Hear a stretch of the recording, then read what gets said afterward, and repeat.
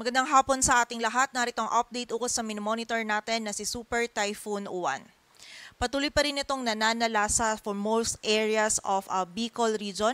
Huling namataan yung sentro nito sa layong 110 kilometers north of Daet, Camarines Norte. Yung sentro po nito or mata nito ay nasa karagatan pa, ngunit napakalapit po nito dito sa ating kalupaan. Sa kasalukuyan, taglay pa rin ito yung lakas ng hangin na 185 kilometers per hour malapit sa sentro at pagbugso na umaabot sa 230 kilometers per hour. Kumikilos po ito pa west-northwestward sa bilis na 30 kilometers per hour, and simula nga po kahapon ay nararamdaman na yung epekto ng rain bands nito dito sa may Visayas at ilang areas ng Mindanao. And kaninang umaga naman po ay nagsimula na ring maramdaman yung epekto nito for most areas of Luzon, kung saan po ngayong hapon may mga nararanasan na po tayong mga malalakas na pag-ulan at bugso din ng mga malalakas na hangin for most areas of Luzon, lalong-lalo na po dito sa may silangan ng Southern Luzon. And sa mga susunod po na oras ay mas magiging malalakas pa yung mga pag-ulan and yung mga hangin po na mararanasan natin sa malaking bahagi ng Luzon habang mas papalapit nga po itong si Bagyong Uwan dito sa area or sa silangan ng Central Luzon. Kaya naman po manatiling alerto po para sa ating mga kababayan. Mostly sana po nakapaghanda tayo and doble ingat pa rin sa magiging impact po nito ni Bagyong Uwan dito sa ating kalupaan. At may kita din po natin dito sa ating radar image as of 4 p.m. today. Ito po yung sentro or yung mata ni Bagyong Uwan kung saan medyo malaki po ito. And may kita din natin, ito yung eye wall niya, kung saan yung eye wall niya sa kasalukuyan po ay nada-direct hit na or naapektuhan na po itong area ng Calaguas Islands. Kung saan dyan po sa Calaguas Islands and yung malaking area pa ng Camarines Norte, dyan po nararanasan ngayon yung mga mapaminsalang hangin and yung mga matitindi din pong mga pag-ulan na dala ni Bagyong Uwan. And nakita nga po natin ay ngayong gabi din po ay lalapit ito dito sa area ng Polillo Islands, and then mamayang gabi din or bukas ng early morning ay tatama naman po ito dito sa may central portion ng Aurora. So again, kahit po yung sentro nito ay nasa karagatan pa, malaki po yung sakop nito ni Bagyong Uwan. May kita natin dito sa ating radar image kung saan yung rain bands po nito patuloy pa rin nakaapekto sa buong bahagi ng Luzon at Visayas. Base po dito sa ating latest forecast track analysis ni Bagyong Uwan, ngayon pong gabi ay lalapit ito dito sa area ng Polillo Islands. Kapag po nagkaroon ng bahagyang pagbaba nito ng track ay hindi rin po natin i-rule out yung possibility na maglandfall po ito dito sa area ng Polillo Islands. But for now, less likely po yung ganitong scenario. But kahit hindi po ito maglandfall dito sa area ng Polillo Islands, ay posible pong direct hit pa rin sila dahil po sakop po sila or madadaanan sila nung eye wall na dala po nito ni Bagyong Uwan. Then after po nito, tonight or tomorrow early morning ay tatama naman ito dito sa may central portion ng Aurora, or dun po siya sa area na yon magla-landfall, and then tatahakin naman po nito itong area ng Northern Luzon, and then by tomorrow morning naman ay lalabas na ito ng ating kalupaan, most likely dito sa coastal waters ng Pangasinan or La Union. And may kita po natin dito po dadaan yung center track ni Bagyong Uwan. Ito po ay ang entry point niya is dito sa may central portion ng Aurora. And then dadaan po yung center track niya either dito sa may southern portion ng Nueva Vizcaya or sa northern portion ng Nueva Ecija. Then mahahagip niya din po yung southern portion ng Quirino. Yung area po ng Benguet, maging dito din sa may area or yung northern part ng Pangasinan. Yung bahagi din po ng La Union at yung southern portion ng Ilocos Sur. Maging dito din po sa northern portions ng Zambales at Tarlac. So ito po yung center track ni Bagyong Uwan, kung saan dito po sa mga areas nito most likely mararanasan po yung mga pinakamatitinding hangin and pinakamalalakas po ng mga pag-ulan na dala ni Bagyong Uwan dito po sa atin. But bukod po dito sa mga areas kung saan malapit po yung center track po nito, again importante pa din din po na i-consider natin yung buong lawak ng bagyo. Ngayon po ay umaabot ng 900 kilometers yung kanyang radius. Ito po yung simula sa center niya outward. So malawak pa rin po no, yung sakop ni Bagyong Uwan. So dito po sa red shaded area natin, dyan mararanasan yung pinakamatitinding hangin na dala ni Bagyong Uwan, while naman po for dito sa yellow shaded circle natin, dyan po mararamdaman yung mga malalakas po na hangin na dala nito. So again, magsisimula po ngayong gabi yung mas critical hours pa or yung mas crucial hours pa for the whole area of Luzon dahil nga po ngayong gabi or buong magdamag po natin mararanasan yung matitinding hangin and also yung mga matitindi din pong mga pag-ulan and risk din ng storm surge na dala nito sa malaking bahagi pa din po ng Luzon and hagip pa din yung ilang areas ng Visayas. Kaya muli po para sa ating mga kababayan, sana nakapaghanda po tayo and manatili po tayong alerto. And sa kasalukuyan po yung wind signal number 5 natin ay nakataas sa southern portion ng Quirino, southeastern portion ng Nueva Vizcaya, northeastern portion ng Nueva Ecija, central portion ng Aurora, Polillo Islands, northern portion ng Camarines Norte including Calaguas Islands. Samantala, wind signal number 4 naman sa southern portion ng Isabela, rest of Quirino, rest of Nueva Vizcaya, southern portion ng Ifugao, Mountain Province or southern portion ng Mountain Province, southern portion ng Ifugao, sa area din po ng Benguet, southern portion ng Ilocos Sur, sa bahagi din po ng La Union, Pangasinan, rest of Aurora, rest of Nueva Ecija, northernmost portion ng Zambales, northeastern portion ng Tarlac, easternmost portion ng Pampanga, eastern portion ng Bulacan, maging sa northern portion ng Rizal, sa northern and eastern portions ng Quezon, rest of Camarines Norte, northern portion of Camarines Sur, and northern portion ng Catanduanes. Samantala, wind signal number 3 naman sa southern portion ng mainland Cagayan, rest of Isabela, northwestern, central, and southern portions of Apayao, Abra, Kalinga, rest of Mountain Province, rest of Ifugao, Ilocos Norte, sa rest of Ilocos Sur, rest of Zambales, Bataan, rest of Tarlac, Pampanga, and Bulacan.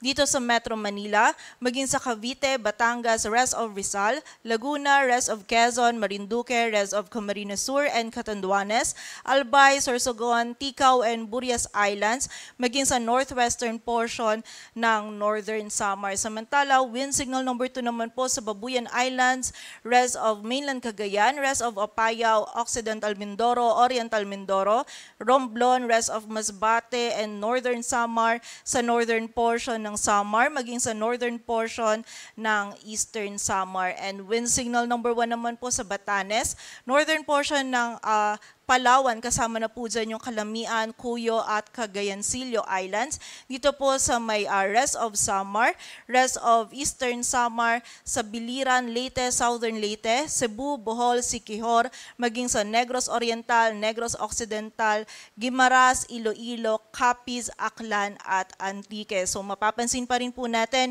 malawak pa rin yung areas natin na merong wind signal dahil malawak pa rin nga po yung sakop nito ni Bagyong Uwan. And may kita din po natin dito po malapit sa center track nito yung mga signal po natin na wind signal number 3, 4, and 5 kung saan dyan po yung mga areas na makakaranas ng mga malalakas hanggang sa pinakamatitinding hangin and also yung mga matitindi din pong mga pag-ulan na dala ni Bagyong Uwan. Kaya po muli, pag-iingat po para sa ating mga kababayan habang nananalasa po itong si Bagyong Uwan, mas safe po na manatili lamang po tayo sa loob ng ating tahanan or ng mga evacuation centers para po sa ating kaligtasan.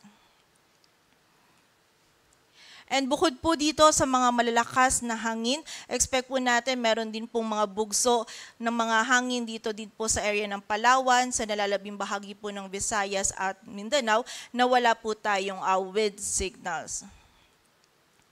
Para naman po sa mga malalakas na pagulan, ngayon hanggang bukas ng hapon, patuloy pa rin po yung mga malalakas na mga pagulan po na ating mararanasan. Mostly, mamaya pong gabi hanggang mamayang hanggang bukas ng madaling araw, doon po natin pinakamararamdaman yung mga pag-ulan for most areas of Luzon. More than 200 millimeters of rainfall po yung ating posibleng maranasan dito sa may Kalinga, Mountain Province, Ifugao, La Union, Benguet, dito sa bahagi din ng Isabela, Quirino, Nueva Vizcaya, Aurora, Nueva Ecija, sa area din ng Bulacan, Rizal, Laguna, Quezon, Camarines Norte, Camarines Sur, Albay, Catanduanes at dito din po sa area ng Zambales. Samantala, 100 to 200 naman for the rest of Cagayan Valley, Ilocos Region, rest of Central Luzon and Calabarzon, maging dito din po sa Occidental Mindoro, Masbate at sa area din po ng Sorsogon. Samantala, 50 to 100 naman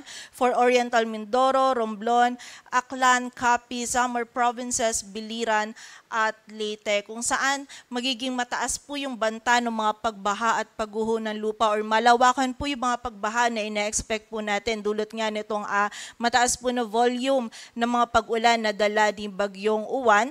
And reminder lang din po sa ating mga kababayan, lalong-lalo na dito sa area ng Northern Luzon or kung yung areas din po natin ay bulubundukin kung saan prone po sila sa mga flash floods at sa mga landslides. Kaya naman po pag-iingat para sa ating mga kababayan. And expect po natin, bukas po, meron pa rin tayong mga malalakas po na pag-ulan na mararanasan. Though medyo mababawasan na po dito sa may silangan ng ating bansa, posible pa rin yung more than 200 millimeters of rainfall sa area ng Benguet. Kung saan ito nga po ay bulubundukin na area, kaya na-expect po natin na mas marami po or mas magiging maulan po dyan sa areas na yan. By this time po, si Bagyong Uwan ay nandito na sa may kanluran po ng ating ng mainland Luzon. So na-expect po natin yung 100 to 200 millimeters of rainfall, posible pa rin dito sa Ilocos Sur, La Union, Pangasinan, Zambales, Bataan, maging dito din po sa area ng Nueva Vizcaya at Ifugao.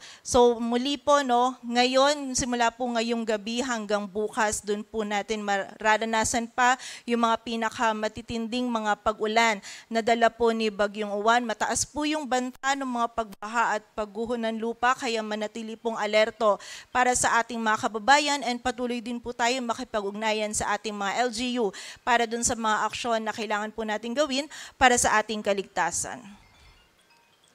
Samantala, bukod po dito, meron pa rin tayong high risk ng storm surge kung saan nakita nga po natin, no, more than 3 meters yung possible storm surge height po natin for coastal areas po dito ng Ilocos Region, maging ng Cagayan Valley, maging dito din po sa area ng Bicol Region at dito din sa may area ng Aurora at Quezon. Samantala, posible din po yung 2.1 to 3 meters sa area ng Bataan, Cavite, Marinduque, Masbate, Northern Samar, Pampanga, Sorsogon at Batangas. And 1 to 2 meters naman for the area of Bataan, Bulacan, Cavite, Metro Manila, Pampanga, Dinagat Islands, Surigao del Norte, Eastern Samar, Antique, Palawan, Occidental Mindoro, Guimaras, Negros Occidental, Zamboanga del Sur at sa bahagi din po ng Zamboanga del Norte, kung saan kapag meron nga po tayong risk ng storm surge, no,